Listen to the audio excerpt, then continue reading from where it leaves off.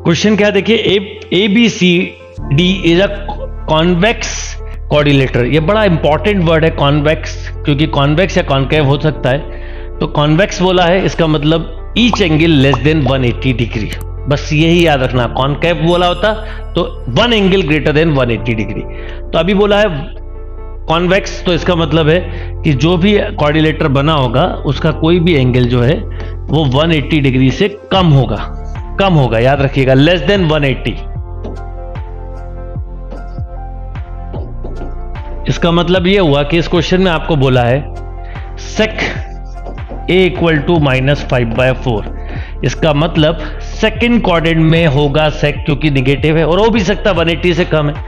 अब आपको बोला है कि आपको वो इक्वेशन फॉर्म करनी है जिसके root tan a and cos a के हैं। तो एक चीज समझिएगा कि ये है 5, ये है 4, तो ये हो जाएगा 3।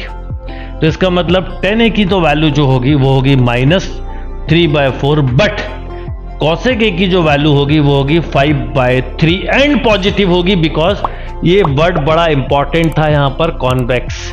तो इस कॉन्वेक्स पे आपको ध्यान रखना था। तो अब आपसे पूछा है कि ऐसी इक्वेशन, तो सिंपल इक्वेशन होती है x² minus sum of roots plus आप कर लेंगे, प्लस करेंगे प्रोडक्ट ऑफ रूट्स, तो -3/4 इंटू 5/3। अब एक चीज याद रखिएगा कि देखिए, एक तो सबसे पहले c के अंदर निगेटिव आएगा जो इन दो में है। दूसरी बात, यहां पर अगर आप देखेंगे तो ये -9 होगा +20, तो इसका मतलब प्लस वाला जब बड़ा होगा तो माइनस आ जाएगा, तो इसका मतलब यही वाला आंसर करेक्ट हो जाएगा, राइट।